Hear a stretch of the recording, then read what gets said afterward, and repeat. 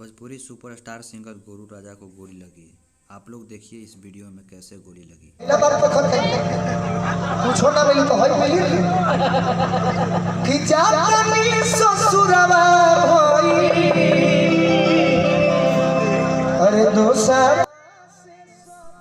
Video को देखते रहें ध्यान से, आप लोग को देखने को मिलेगा कहाँ कौन गोली चलाता है।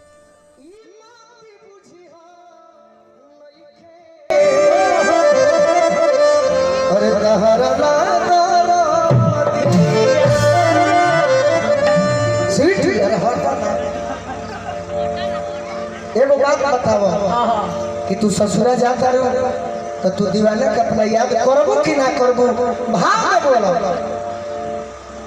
काहे ना करब जी बाबा के रवा के तो याद करते करब रवा सीख रहो ना पहले हमारा ऐसा कोई करो। हमार प्रेमिका के आवाज तनी बियाह में गाना से फंस गइल बना करब काहे ना याद करो रवा के भुलाई कि तोहरे